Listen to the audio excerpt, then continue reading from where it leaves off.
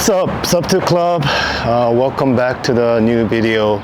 This video we're gonna show my 240SX and talk a little bit about how I got into track days. I grew up in Korea and moved to the States when I was 14, and I was always into cars, like, you know, RC cars, scale model cars, those kind of things.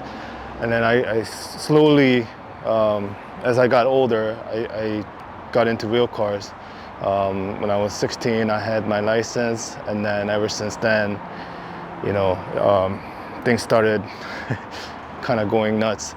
Back in 2003, I was living in New York at the time, and I got into this taxi, and this driver was, you know, driving a Crown Vic, rear-wheel drive, with snow tires, you know, just sliding around and very in control, like smoking a cigarette while she was doing that. So I was instantly like hooked, because growing up I was watching, you know, Best Motoring, Top Gear, you know, the old police movie or police chase on the movies.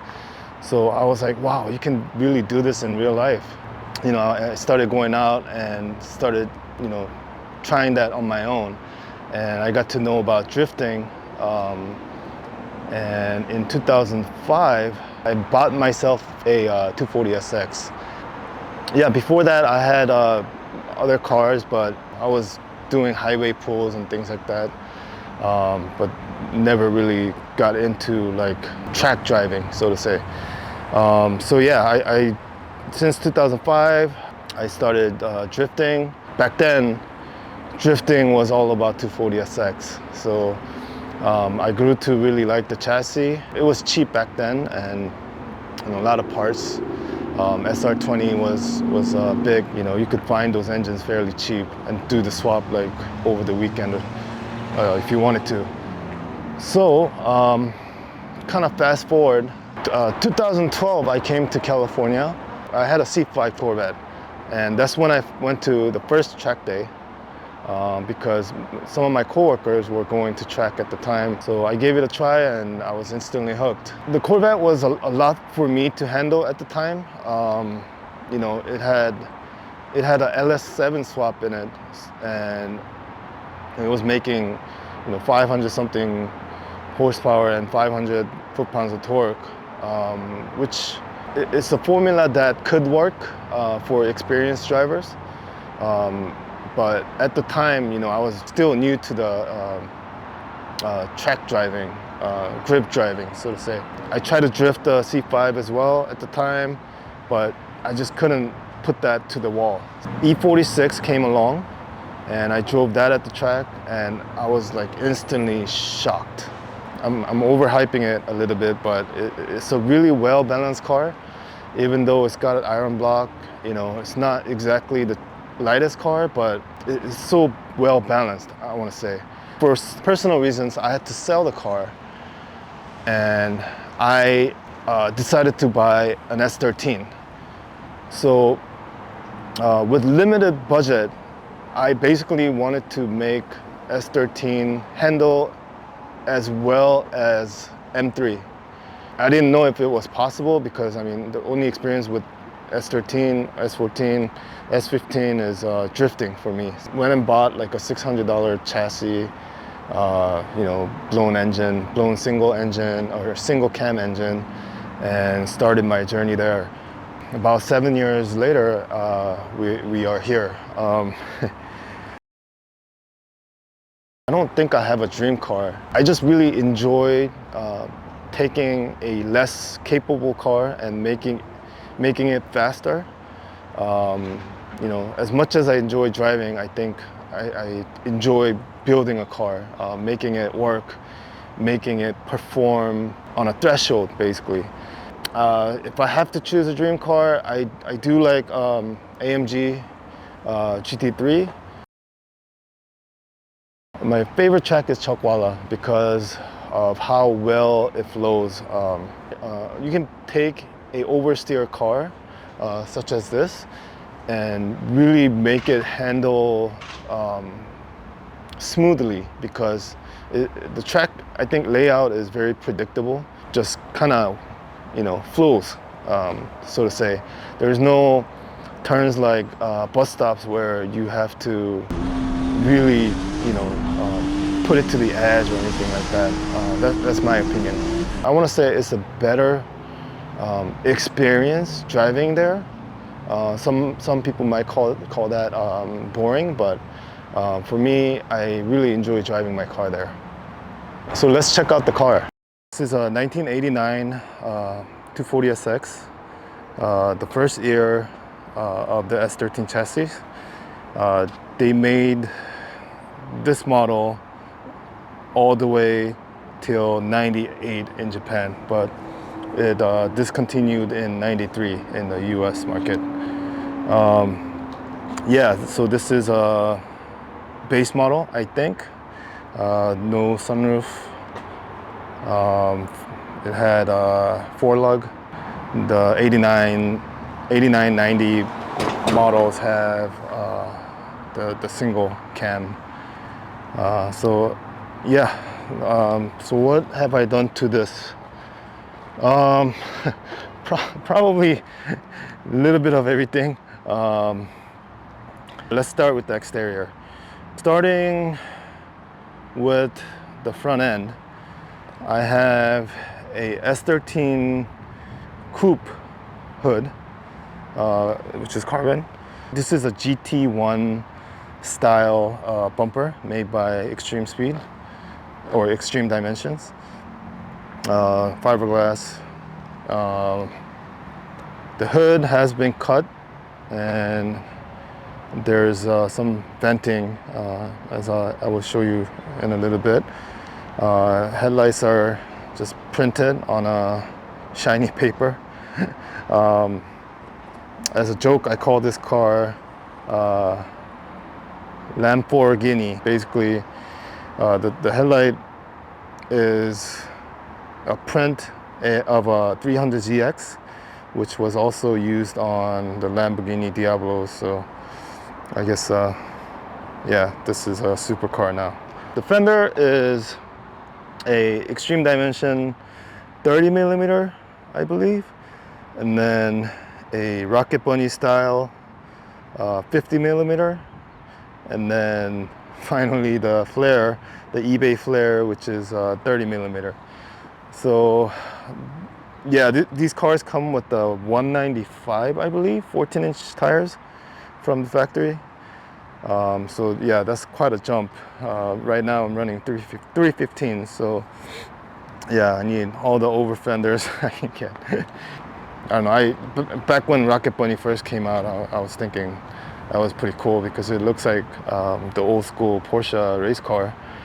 It, derived from, real race cars, so I thought that was kind of fun.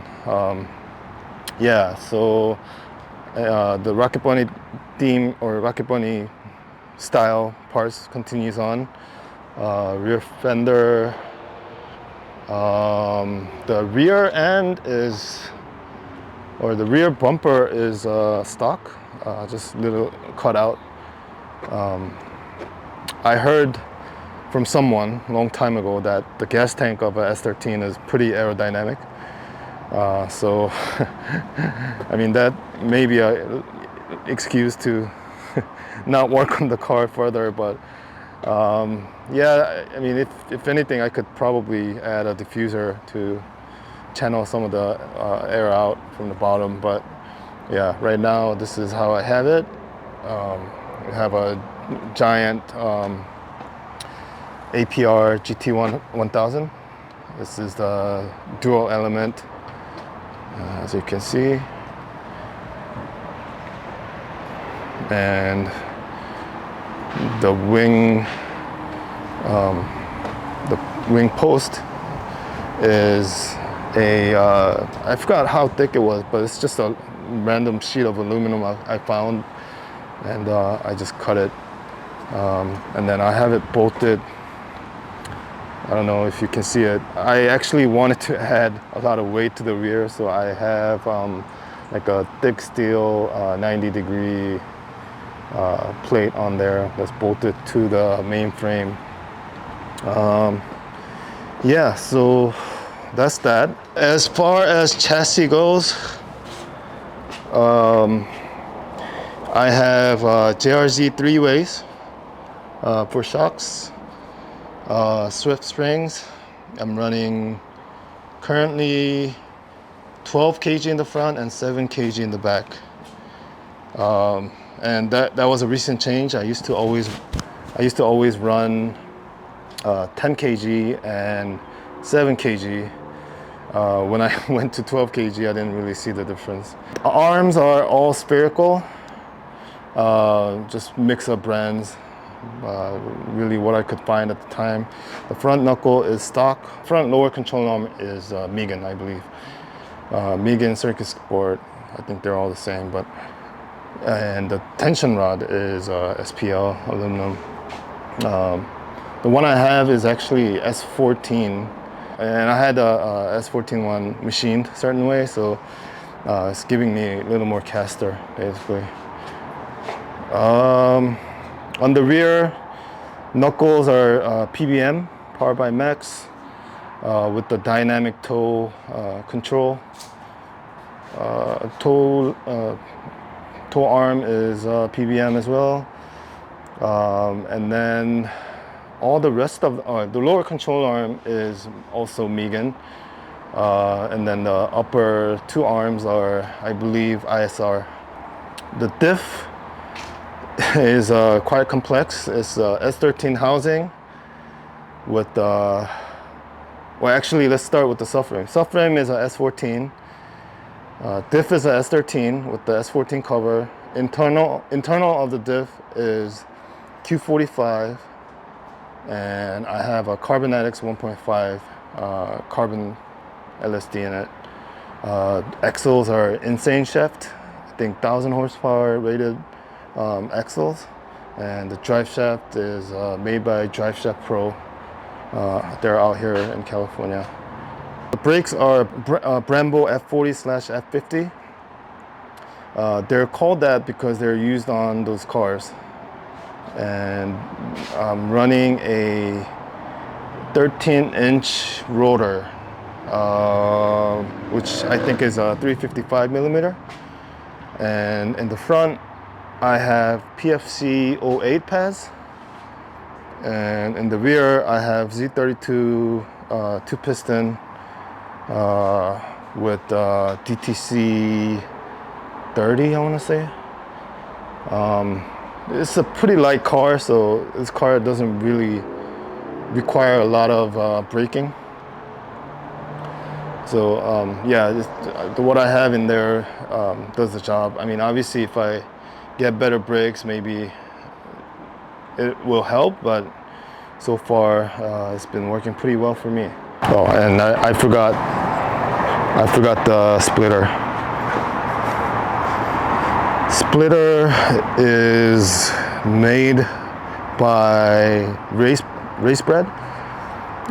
This splitter was actually for my friend Steven's GTR, but he chose to go another route, so I just got it from him and made it work on this car. Yeah, a lot of people had asked me about this. I forgot what kind of wood, but it's a wood, marine grade. And then it has a little coating on top. If I can somehow show this on the camera, but I can, yeah, I can do this. I can jump on it, and I can, you know, put my foot and jump on this side as well. And you'll see the whole chassis kind of moving up and down. So yeah, let me open the hood and show you that. Before we start with the engine, right now I have the Eagle RS. These are full slicks, R compound, I believe. And I usually run the NT01s, but I wanted to try these out, so I have them on there right now. Yeah, so you can see the engine bay. It's obviously a 2JZ. This engine used to belong in my friend's car, and he wanted to do a VVTi swap on his Supra, so he took that engine out, and then now I have it. It's a pretty much stock engine internally. Just changed the new head gasket, maintenance stuff. You know, like the water pump is new, the power steering pump, everything. You know, anything like that is new, but the internal component are all OE, and you know, these engines are such a bulletproof engines that it doesn't need, you know, crazy amounts of work. JRZ reservoir, you see the shock. This is the eBay strut bar that probably doesn't do much. I have sheet metal style manifold. The injector dynamics, I believe 1300 cc's. All the electronics on this car are AM electronics. All the sensors, ECU, whatnot. Jose at Accusump Motorsports did a lot of the engine work, or he pretty much has like the list of parts that kind of he puts together, because it's been working for him so well that he just sticks with those specific parts and brands. XRP being one of them. You know, they say plumbing is, I forgot what the exact number was, but I want to say 2/3 of race car failures are plumbing or wiring. So those two things Jose at Kaizen Works did, and he did a great job because I haven't had any issues. Also, a good friend, Angelo, did the stainless hard lines here. So yeah, XRP, everything. Engine wiring harness is also Kaizen, as I said. Also including entire car wiring is done by Kaizen. Yeah, I mean, I don't have much stuff besides the fuel pumps, the battery kill. I have working brake lights, but no headlights. Shout outs to Ted, Heliarch_Hustler. He's been involved in this car since the beginning. He did a lot of fabrication on this car. So yeah, anything tubular you see is welded by Ted, and we spent quite a bit of time together building this car in phases. But yeah, definitely shout out to Ted. He's a great guy. If you guys have any, you know, metal work, he's the guy to go to. And you can see that, you know, his welds are really good, all TIG welded, and yeah, works. Going back to engine, I'm running a comp turbo journal bearing, making 600 horsepower with the E85. I think 450 foot-pounds of torque, and they come on quite early, and it's quite abrupt when it comes on the boost. So it's definitely a beast to drive. I can see why so many drifters go with 2JZ. Obviously, you have, you know, endless engines, torque monsters, and it's been working perfectly. You know, I haven't had any flaw, knock on wood. Yeah, so over here is the power steering cooler. Also, in the front of it is a oil cooler, humongous. I forgot how many row, but I got the biggest one in there. All plumbing, again, XRP, dash 10 for oil cooler, and then I believe dash 6 for power steering. Yeah, the radiator sits like in an angle, so the whole idea was to bring air in and then make it exit so that it's not only efficient but also more aerodynamic versus the V-mount. So chose to go with this route, and it's been working pretty well. You know, also the fan is out of a Hyundai Veloster N, so that's been working flawlessly, and you can tell by the wiring that this is actually some heavy-duty stuff, because you know, all the aftermarket stuff, not all of them, but a lot of them run little, you know, thin wires, which probably means that it's not, you know, gonna perform at that rated wattage. Yeah, but we put an amp meter on this, and then it was constantly pulling 60 amp, so that's 720 watts of power, and it's been working pretty well. All the aluminum stuff is done by Ted again, as well as the exhaust. The very little exhaust that I have is titanium. Used to exit out this way, but I had some trouble where my wheels at full lock would get kind of close to the exhaust.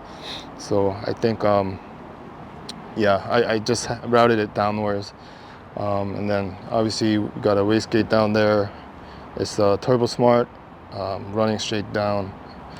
Yeah, oil catch can is super important on a turbo car. Biggest one I could find, and ironically this is for this car, but it works on 240s as well. Just a small custom mount here, again done by Ted. Yeah, I try not to paint anything that Ted welded because I really like the weld patterns, so I think it's a shame to paint anything. But I mean, over here I can probably definitely use some paint there. Getting into the booster, I didn't want too much brake assist, so I'm running the smallest booster I can fit in here. I believe it's a B13 Sentra. I forgot which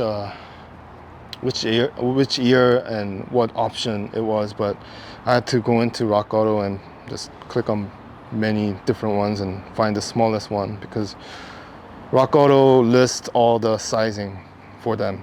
Master, on the other hand, is for I believe Z31 turbos. Correct me if I'm wrong, but I think they're 1 1/8 or something like that. So they're the biggest bore you can find on a Nissan car, and with this combination, big brake, Z32 is working pretty well. The pedal is very firm, not, you know, not super firm. Obviously, I still have a booster, but it's a good balance I found. So yeah, been sticking to it. I cut up obviously a lot of the weight here. As I was adding the 2JZ, I wanted to lose some weight from the front. So this car used to weigh about, I want to say 2,700 with the SR and not having the tubular front. And this engine, I think, weighs probably 200 pounds more than the SR at the minimum. Iron block, you know, 6 cylinders. And then the transmission is a CD09, so that thing is heavy too. With all that said, the car is barely, you know, light still. It is a tin can though, you know. Imagine this metal is, this car is manufactured in '89, so engineering had to be done in the mid '80s sometime. It gives a very era specific feel when you drive it, because you can feel the whole car kind of shaking and flexing and doing all kinds of funny stuff. The door inside has been cut and all the beams removed. The seat is a sparkle circuit. I apologize, car is a little dirty, but yeah. On S13s, being a front sump engine, the oil pan is in the front of the car, right? Because the steering rack is right here. So in order to clear the steering rack, you need a front sump.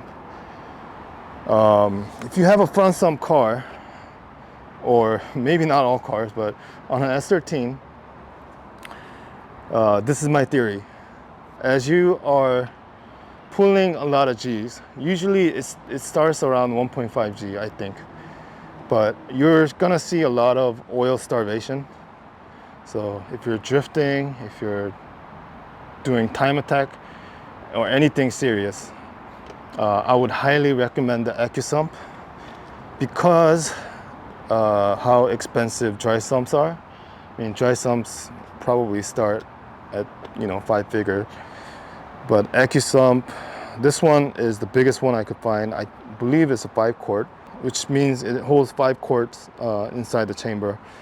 But what it does is essentially there's 2 chambers inside.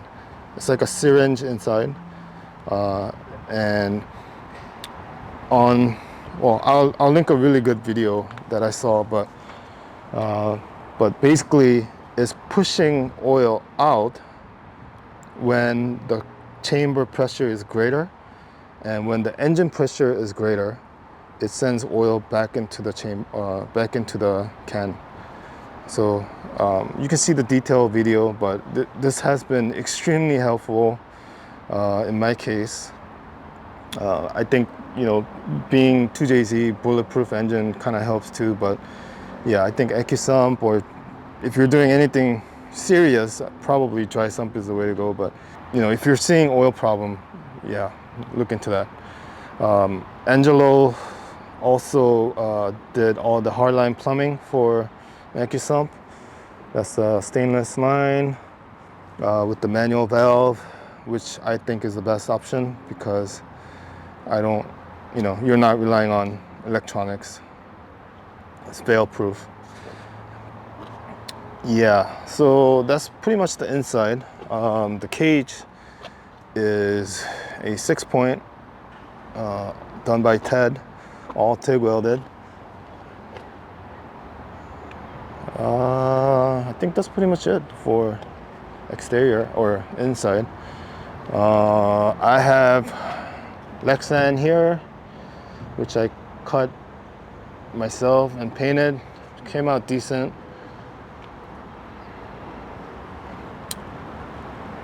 Let me show you the trunk. Yeah, so in the back I have the roll cage continuing down, and you can see the JRZs through there. I have the reservoir mounted underneath on the back. You can see it right there.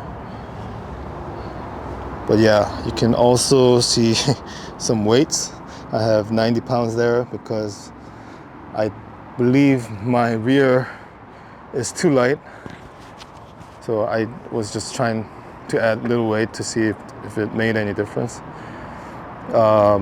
This radium, yeah, basically it's a twin pump setup.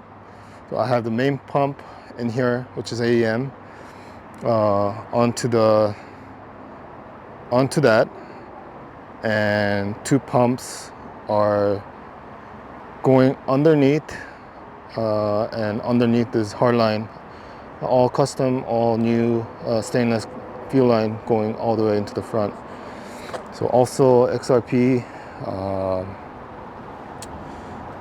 harness work done by Kaizen. Did a really clean, awesome job. And those are the fuses for the fuel pump.